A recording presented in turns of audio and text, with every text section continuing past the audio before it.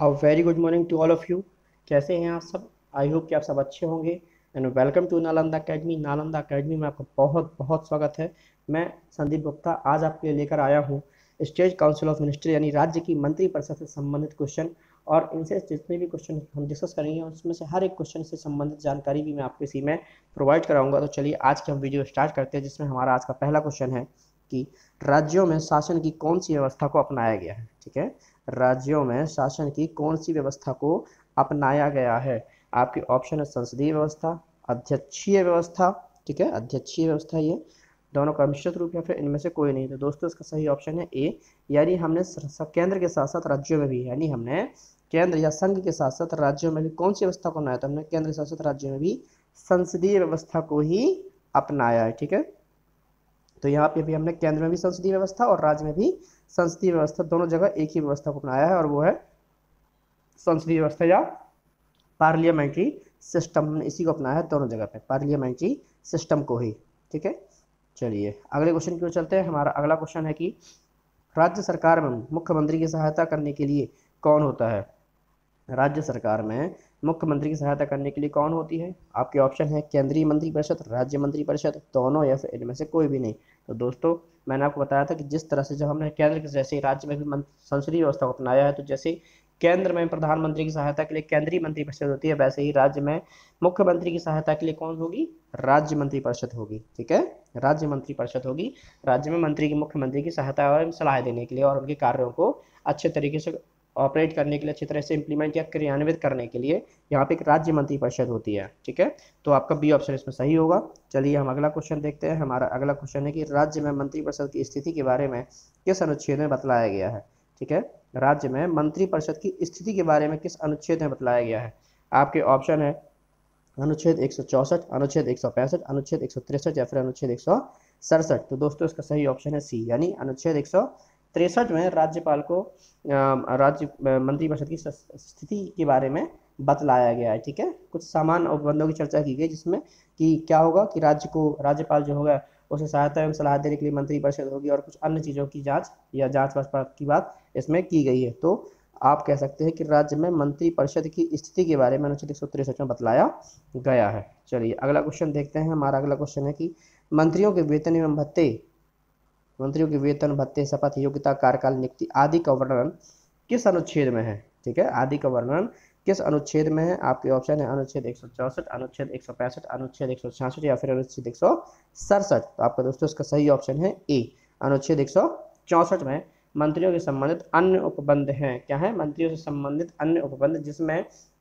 साफ साफ लिखा हुआ है कि जो राज्यपाल होगा वो मंत्रियों द्वारा दी जाने वाली सलाह पे काम करेगा। इसके अलावा फिर ये इनकी जितनी भी अधिकतम संख्या हो सकती है कि 15% से अधिकतम संख्या नहीं हो सकती, कम से कम संख्या 12 होगी, या इसके अलावा सैलरी, वेतन, भत्ते जो भी है वो सब कुछ कहाँ दिया हुआ है? तो सब कुछ 164 में ही दिया गया है। आपको इसे बता दूँ कि दोस्तों ये चीज़ कहा गया है, ये चीज़ इसमें लिखी है, मतलब सुप्रीम कोर्ट ने ये चीज़ कन्फर्म कर दी है कि जो मंत्रिपरिषद होगी वो टोटल संख्या के, मंत्रिपरिषद जो होगी वो टोटल संख्या के 15% से ज़्यादा नहीं होगी। लेकिन लेकिन मुख्यमंत्री समेत, ठीक है, सीएम को मिलाकर किसी भी राज्य में 12 से कम मंत्री नहीं होंगे। ठीक है, सीएम को मिलाकर 12 से कम मंत्री नहीं होंगे किसी भी राज्य में। ठीक है, और इस प्रावधान को जो है वो जो ये प्रावधान है ये वाला, इसको 91 संविधान संशोधन द्वारा 2003 में जोड़ दिया गया था। कब? 91 संविधान संशोधन द्वारा 2003 में जोड़ दिया गया था, तो इसे याद रखिएगा। चलिए अगला क्वेश्चन देखते हैं। हमारा अगला क्वेश्चन है कि सदनों के संबंध में मंत्री के अधिकार संविधान के किस अनुच्छेद में दिए गए हैं? सदन के संबंध में मंत्री के अधिकार संविधान के किस अनुच्छेद में दिए गए हैं? आपके ऑप्शन है 164, 175, 176 या फिर 177। तो दोस्तों इसका सही ऑप्शन है डी, यानी 177 में सदन से संबंधित जितने भी मंत्री उनके अधिकार के बारे में विस्तृत वर्णन किया गया है आर्टिकल 177 में। ठीक है दोस्तों, और दोस्तों यदि आपने अब तक हमारे चैनल सब्सक्राइब नहीं किया है तो इसे सब्सक्राइब कर दें, साथ ही बेल आइकन भी प्रेस कर दें ताकि कोई भी वीडियो आपसे मिस ना होने पाए, और इसे जरूर देखें, और यदि आपको वीडियो पसंद है तो इसे लाइक किया है, साथ ही अपने दोस्तों के साथ शेयर करें ताकि उन्हें भी ये क्वेश्चन मिल सके और वो भी अपनी तैयारी की अच्छी कर सकें और किसी भी एग्जाम को आसानी से क्रैक कर सकें। चलिए अगला क्वेश्चन देखते हैं। हमारा अगला क्वेश्चन है कि किसी राज्य का राज्यपाल मंत्रिपरिषद द्वारा दिए गए सलाह के अनुसार ही कार्य करेगा, किस अनुच्छेद में, ठीक है। किसी राज्य का राज्यपाल मंत्री द्वारा दी गई सलाह के अनुसार ही कार्य करेगा, या सलाह पर ही कार्य करेगा, ये किस अनुच्छेद में वर्णित है। आपके ऑप्शन है अनुच्छेद 163, अनुच्छेद 164, अनुच्छेद 166 या फिर अनुच्छेद 167। तो दोस्तों इसका सही ऑप्शन क्या होगा, तो इसका सही ऑप्शन होगा ए, यानी 163 में ये चीज़ वर्णित है कि जो राज्य का राज्यपाल होगा वो इनकी सलाह एवं परामर्श पर ही कार्य करेगा, ठीक है, इनकी सलाह एवं परामर्श पर ही कार्य करेगा। और 164 में क्या दिया, तो 164 में वेतन भत्ते सैलरी दी हुई है, साथ में ये भी दिया हुआ है कि मुख्यमंत्री की नियुक्ति राज्यपाल द्वारा की जाएगी, साथ ही अन्य मंत्री की नियुक्ति भी राज्यपाल के परामर्श से ही की जाए, मुख्यमंत्री के परामर्श से राज्यपाल द्वारा ही की जाएगी, 164 में दिया हुआ है, ठीक है। तो कंफ्यूजन नहीं होना है। अगला क्वेश्चन देखते हैं। हमारा अगला क्वेश्चन है कि राज्य मंत्रिपरिषद में मंत्रियों की नियुक्ति कौन करता है, ठीक है। राज्य मंत्रिपरिषद में मंत्रियों की नियुक्ति कौन करता है। आपके ऑप्शन है राज्यपाल, मुख्यमंत्री, महाधिवक्ता या फिर इनमें से कोई नहीं। इसका मैंने भी आंसर जस्ट आपको पहले ही दिया है, तो आपका इसमें सही ऑप्शन क्या होगा दोस्तों, आपका इसमें सही ऑप्शन होगा ए, यानी राज्यपाल। मैंने आपको बताया कि कौन सा आर्टिकल कहता है, तो आर्टिकल 164 कहता है कि मुख्यमंत्री की नियुक्ति राज्यपाल करेगा तथा अन्य मंत्रियों, यानी जो और मंत्री हैं, मुख्यमंत्री की नियुक्ति कर दी तथा अन्य मंत्री की नियुक्ति भी मुख्यमंत्री के परामर्श से, ठीक है, मुख्यमंत्री के परामर्श से राज्यपाल ही करेगा, ठीक है। तो आर्टिकल 164 में ये बात कही गई है, तो इसलिए आपका ए ऑप्शन इसमें दोस्तों सही होगा। चलिए अगला क्वेश्चन देखते हैं। हमारा अगला क्वेश्चन है कि निम्न में से किन राज्यों में आदिवासी मंत्री भी होना चाहिए, ठीक है। निम्न में से किन राज्यों में आदिवासी मंत्री भी होना चाहिए। आपके ऑप्शन है मध्य प्रदेश, उड़ीसा, छत्तीसगढ़, झारखंड या फिर सभी। तो दोस्तों आपको समझ में आ गया होगा, इसका आंसर है डी, यानी सभी। इन सभी राज्यों में एक जो है आदिवासी मंत्री भी होना अनिवार्य है, या एक आदिवासी मंत्री का होना भी आवश्यक कर दिया गया है, ठीक है दोस्तों। चलिए अगला क्वेश्चन देखते हैं। हमारा अगला क्वेश्चन है कि मंत्रियों को अपना पदभार ग्रहण करने से पहले शपथ कौन दिलाता है। मंत्रियों को अपना पदभार ग्रहण करने से पहले, कौन मंत्रियों को, तो ये राज्य मंत्री की बात कर रहे हैं, ठीक है, राज्य मंत्री की। तो राज्य मंत्रियों को अपना पदभार ग्रहण करने से पहले शपथ कौन दिलाता है। आपके ऑप्शन है मुख्य न्यायाधीश, राज्यपाल, मुख्यमंत्री या फिर महाधिवक्ता। तो दोस्तों इसका सही ऑप्शन है बी, यानी अन्य मंत्री, जो अन्य राज्य मंत्री हैं, जो राज्यों के मंत्री हैं, उन्हें शपथ अपना पदभार ग्रहण करने से पहले शपथ कौन दिलाएगा, तो उन्हें शपथ दिलाएंगे राज्यपाल। मुख्यमंत्री को भी कौन दिलाता है, तो मुख्यमंत्री यानी सीएम को भी राज्यपाल शपथ दिलाता है, और सीएम कहने पे, परामर्श पे जिनकी वो नियुक्ति करता है राज्यपाल, उनको भी फिर राज्यपाल यानी अन्य अदर मिनिस्टर को भी राज्यपाल ही क्या करता है, तो अदर मिनिस्टर को भी राज्यपाल ही शपथ दिलाता है, ठीक है। चलिए अगला क्वेश्चन देखते हैं। हमारा अगला क्वेश्चन है कि मंत्रियों के वेतन एवं भत्ते कौन निर्धारित करता है, ठीक है। मंत्रियों के वेतन भत्ते कौन निर्धारित करता है। आपके ऑप्शन है राज्य विधानमंडल, केंद्रीय विधानमंडल, राष्ट्रपति, राज्यपाल। तो दोस्तों इसका सही ऑप्शन होगा ए, यानी राज्य विधानमंडल जो होता है, उस संबंधित राज्य का जो राज्य विधानमंडल है, यानी यदि सिंगल है, एक सदनीय है, तो विधानसभा, और दो सदनीय है तो फिर विधानसभा तथा विधान परिषद दोनों मिलकर, है ना। तो इसलिए कह दिया मैंने राज्य मंडल, ना कि विधानसभा या विधान परिषद नहीं कहा, बल्कि राज्य विधानमंडल कह दिया। तो संबंधित राज्य का जो राज्य विधानमंडल होगा वही उनके मंत्रियों के वेतन भत्ते निर्धारित करेगा, वही अपनी वेतन भत्ते निर्धारित कर सकते हैं, ठीक है। तो इसमें आपका ए ऑप्शन सही होगा। चलिए अगला क्वेश्चन देखते हैं। हमारा अगला क्वेश्चन है कि मंत्रियों का सामूहिक रूप से उत्तरदायित्व किसके प्रति होता है, ठीक है। सामूहिक रूप से उत्तरदायित्व किसके प्रति होता है। आपके ऑप्शन है निम्न सदन, ए में निम्न सदन, बी उच्च सदन, सी दोनों या फिर इनमें से किसी भी नहीं। तो दोस्तों इसका सही ऑप्शन है ए, मैंने आपको कल ही बताया था ये कि जो निम्न सदन होता है, चाहे वो संसद हो चाहे वो राज्य विधानसभा हो, निम्न सदन के प्रति ही जो मंत्री होते हैं वो सामूहिक रूप से उत्तरदायी होते हैं। यदि हम संसद की बात करें, केंद्र की बात करें, तो यहाँ पे संसद में निम्न सदन होता है लोकसभा, ठीक है, लोकसभा। इसके प्रति सारे मंत्री जो होते हैं वो रिस्पॉन्सिबल होते हैं, और यहाँ पे होती है विधानसभा, ठीक है। कौन होती है यहाँ पे, विधानसभा, यानी इसे निम्न सदन कहते हैं, और विधान परिषद जो होती है उसे उच्च सदन कहते हैं। तो यहाँ पे विधानसभा के प्रति सभी लोग सामूहिक रूप से उत्तरदायी होते हैं, ठीक है। चलिए अगला क्वेश्चन देखते हैं। हमारा अगला क्वेश्चन है कि राज्य मंत्रिपरिषद में निम्न में से कौन कौन से वर्ग में शामिल होते हैं। राज्य मंत्रिपरिषद में निम्न में से कौन कौन से वर्ग शामिल होते हैं, निम्न में से कौन कौन से वर्ग, ये में नहीं है, शामिल होते हैं, ठीक है।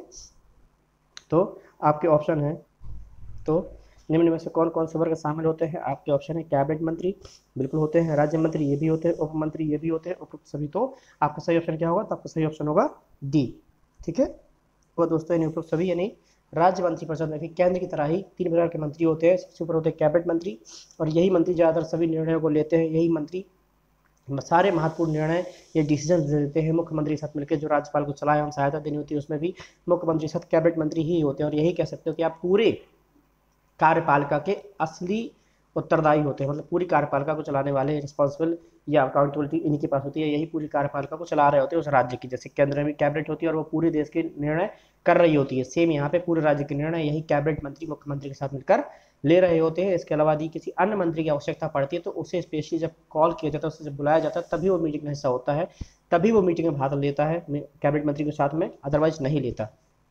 अदरवाइज जो नॉर्मली मीटिंग होती है उनमें सारे कैबिनेट मंत्री ही जो होते हैं वो सारे भाग लेते हैं और अपना काम करते हैं। तो मैन कार्यपालिका में यही लोग आते हैं, ठीक है। तो इस प्रकार सबसे ऊपर कैबिनेट मंत्री, फिर उनके जो राज्य मंत्री, ये दो टाइप के होते हैं, पर यहाँ पे स्वतंत्र प्रभाव वाले राज्य मंत्री होते हैं जो इन्हें छोटे मोटे पद दिए जाते हैं, ठीक है। और इसके बाद जो कैबिनेट मंत्री की सहायता के लिए जो मंत्री दिए जाते हैं उन्हें कहा जाता है उप मंत्री। क्या कहा जाता है दोस्तों? उप मंत्री, ठीक है।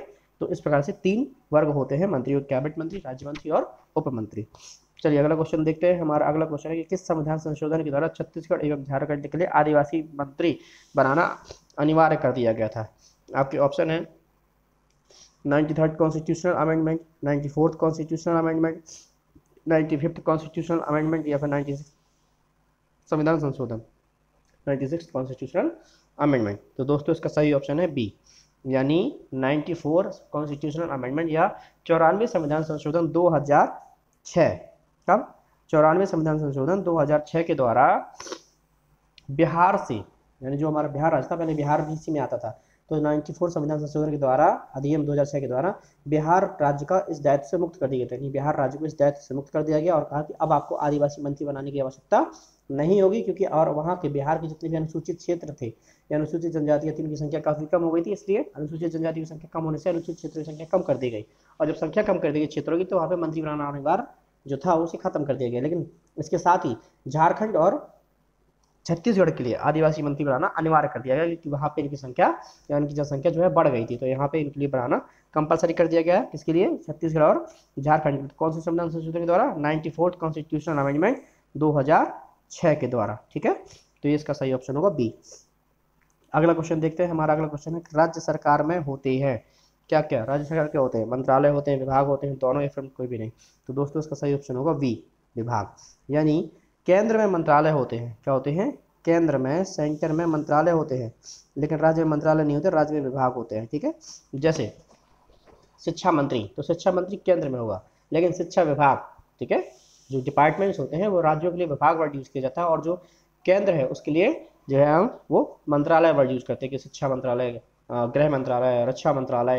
लेकिन जब बात करेंगे हम राज्यों की, किसी भी राज्य की, तो वहाँ पे हम मंत्रालय वर्ड यूज करते हैं, वहाँ पे हम विभाग बोलते हैं, कि शिक्षा विभाग और गृह विभाग, है ना। तो इस तरीके से राज्यों में विभाग होते हैं, डिपार्टमेंट्स होते हैं, यानी विभाग होते हैं, यानी डिपार्टमेंट्स होते हैं, जबकि यहाँ पे मिनिस्ट्री होते हैं। क्या होती है यहाँ पे? यहाँ पे मिनिस्ट्री होती है, ठीक है दोस्तों। तो याद रखिएगा कि राज्य सरकार में विभाग होते हैं, ना कि मंत्रालय। तो यहाँ पे शिक्षा विभाग होगा, गृह विभाग होगा, वित्त विभाग होगा, मुख्यमंत्री तो है ही, ऐसे अलग अलग सूचना विभाग होगा, साथ में क्या बोलते हैं ट्रांसपोर्टेशन विभाग होगा, आयकर विभाग होगा। तो यहाँ पे विभाग होंगे और केंद्र में मंत्रालय होते हैं। तो मिनिस्ट्री वर्ड या मंत्रालय वर्ड यूज किया जाता है, फिर मिला के केंद्र सरकार के लिए विभाग वर्ड यूज किया जाता है इनके लिए। विभाग केंद्र में भी होते हैं, ऐसा नहीं कि मंत्रालय के अंदर विभाग भी होते हैं। मंत्रालय है और मंत्रालय के अंदर कई सारे विभाग हो सकते हैं या होते ही हैं, कई सारे विभाग होते हैं। एक मंत्रालय में 2-2, 3-3 विभाग भी होते हैं, फिर उनके काम को डिस्ट्रीब्यूट करने के लिए, ताकि उनका काम हल्का हो जाए। बहुत बड़ा मंत्रालय है तो उसके अंदर विभाग बना दिया जाता है ताकि उनका काम ज़्यादा न रहे, और फिर उस केंद्रीय मंत्री को, उस कैबिनेट मंत्री को, क्योंकि बड़ा मंत्रालय है तो उसमें कैबिनेट मंत्री होगा, उसकी सहायता के लिए उप मंत्री दे दिए जाते हैं या राज्य मंत्री दे दिए जाते हैं, वो उसकी सहायता कर रहे होते हैं फिर, ठीक है। और यहाँ पे लेकिन विभाग ही होते हैं, मंत्रालय नहीं कहेंगे, ठीक है, राज्यों में। तो इस प्रकार से हाँ, यहाँ पे क्या होता है? बी, तो राज्य विभाग, तो इसलिए आपका बी ऑप्शन सही है। तो चलिए दोस्तों आज के लिए बस इतना ही। कल हम फिर मिलेंगे एक नई वीडियो के साथ में, जिसमें हम और अगले कुछ नए क्वेश्चन डिस्कस करेंगे, और हर एक वीडियो से क्वेश्चन से संबंधित जानकारी भी मैं आपको इसी में प्रोवाइड कराऊंगा। और यदि आपने दोस्तों अब तक हमारा चैनल सब्सक्राइब नहीं किया तो सब्सक्राइब कर दें, लाइक कर दें और प्रेस आइकन, बेल आइकन दबा दें, ताकि कोई भी वीडियो आपसे मिस ना होने पाए। एवं आई होप कि आप सब अच्छे होंगे, घर पर होंगे, पढ़ाई कर रहे होंगे दोस्तों, और जब तक आवश्यक ना हो तब तक बाहर ना निकलें। प्री एकदम नज़दीक आ गया है, जी भर के पढ़ाई करें, मन लगा के पढ़ाई करें और अच्छे से पढ़ाई करें, ठीक है दोस्तों। यदि कुछ भी डाउट है तो आप कमेंट सेक्शन में अवश्य बताएं। कल फिर मिलते हैं एक नई वीडियो के साथ में।